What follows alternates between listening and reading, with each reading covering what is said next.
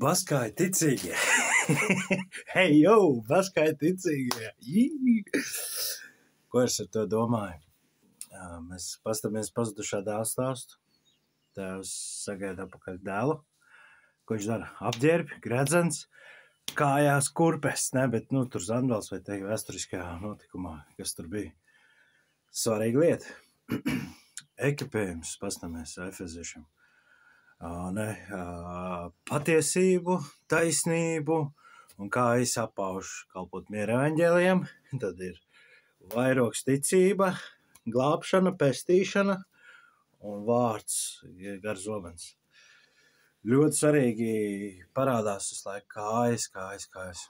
Un pasaulē cilvēki staigā garīgi ar pasām kājām, un tāpēc ir sāpīgi un grūti, jo tu nezini, kāds ezis vai kāda nagla vai kāds stikls pa ceļam gadīsies. Un tad ir traumas, tad ir nesaprašanās, kā man pa dzīvi tālāk doties un tā tālāk. Bet vēl jau svarīgāk, kam mums apauties, ko tas līdz. Es jau varu ar pasām kājām tikai prātīgāks. Jā, un tā diemžēl arī notiek.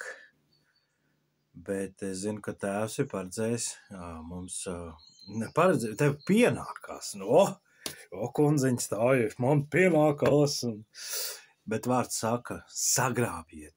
Tas nozīmē, tev ir jāpieliek pūls, tas nav tā haļavšikam, īstenībā var tā būt, bet sagrābiet ir aicinājums, jo, ja tu viņu nesagrābi, tu viņu nesargā, tev viņš nav svarīgs, tad tu viņu arī pazaudēsi, to kurpi, to zandali, un aiz labas dzīves tu pārstāsi tev viņu vajadzēt, jo tev nemaz nevajag kustību. Opiņki! Tev nevajag nemaz kustību, jo evaņģēlijs ir kustība, un tas nozīmē, ka pirmkārt, lai tā kustība notiktu, klausies uz Dievu, vai otrs, tu konstanti jau esi ekipēts klausīties, skatīties pēc vajadzības, kur būt par svētību, ar darbiem, ar vārdiem, ar padomu, un tā ir tāda liela gudrība, jo evaņģēlijs viņš plūst, viņš tā kā sāls zupiņā, tas, ka viņa nav redzama, bet viņa tur ir, izņem sālu ārā, un tad it kā viss ir, tomāts ir, ne, bet tur burkāns ir, tas ir, bet kaut kas nav. Ne? Un tas ir tas evaņģēlija kustības moments. Un šo baso kāju konceptu es priekš sevīm tā domāju, mēs varam dažādās dzīves sfērās, un ne tāpat kā evaņģēlija, vai patiesība, ne, vai mēs atjaunojamies visās jomās. Ja tas ir normāli, ka mēs sākotnēji tikai garīgi paņemam evaņģēliju, tikai garīgi ielaižam Kristu, bet manā ikdienā nē, manā praktiskā dzīvē nē. Un tad tu saproti, ka tas tā nestrādā. Ar Dievu tas tā nestrādā. Tu nevari cerēt, kad tev ir tuvas attiecības ar Kristu, ja viņš ir kaut kur tālu prom. Viņam ir atvēlēta īpaša vietiņa tikai svētdienās, vai tikai tad, kad man sagribēsies. Ar Kristu tā tas nestrādā. Ar Kristu strādā tikai tā, ka tu esi gatavs atdot dzīvību. Kas gribēs paturēt, tas to zaudēs, kas gribēs to zaudēt priekš viņa, tas to paturēs. Un nevelti misija, misionāri, viss tas ir kustība, bet viņi tādu šķietam, bet vairāk ir nes to ietekmi kādās reģionos, vietās, sfērās. Un tās basās kājas, vai tavās finansēs tu esi apaus kājas, vai tavās emocijās tu esi apaus kājas, vai savās garīgās izpratnēs, vai savā briedumā tu esi apaus kājas, vai savā spējā likt lietā darbu, vai tu esi atklājis vispār, ko Dievs ir ielicis tevī darbu, tavu misiju, tavu lietu. Kas ir tās lietas, kur tev ir jāpauk kājas?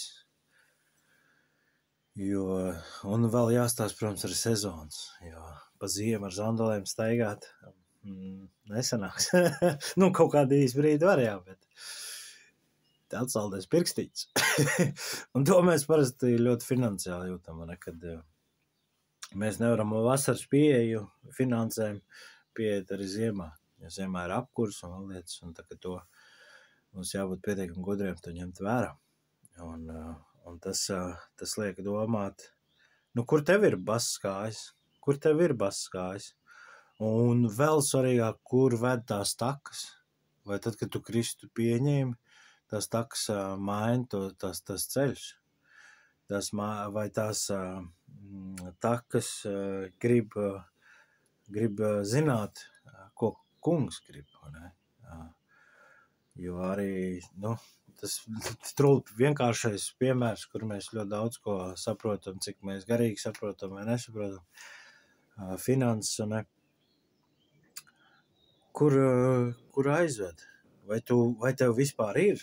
Ja tev ir, tad tu zini, ja tev ir tie apavi, tad tu zini, kādi apavi, ne, kāds tas spainīts, cik liels ir mans tas budžets, neatkarīgi no tā, kāds ir mans ienākums, bet cik man vajag, cik man pietiek, lai es justos daudz maz labi, lai es varētu arī vajag ātri iet, ne?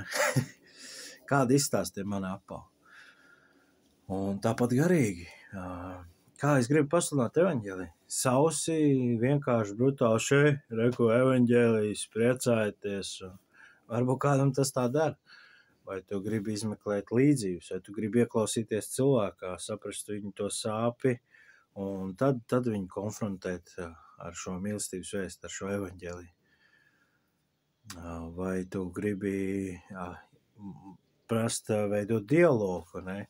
Vai tu māki sevi nomierināt, ja kāds arī saka par Kristu cūcības, tā kā neļaut vārīties un gribēt ieslānīt, jo tā ir tava daļas identitātes, bet ok, es nomierinos, viņš nezin, ko viņš runā. un tas ir normāli, vai jārēģē, jā, bet ne agresīvi tā, jo tas ir ļoti, ļoti svarīgi, kā mēs gribam apaut tās kājas visās sfērās. Ne?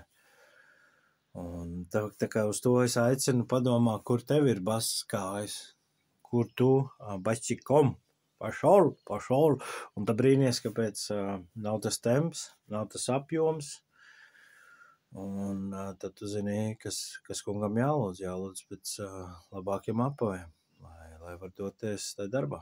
Un viņš dos, un te ir tā motivācija.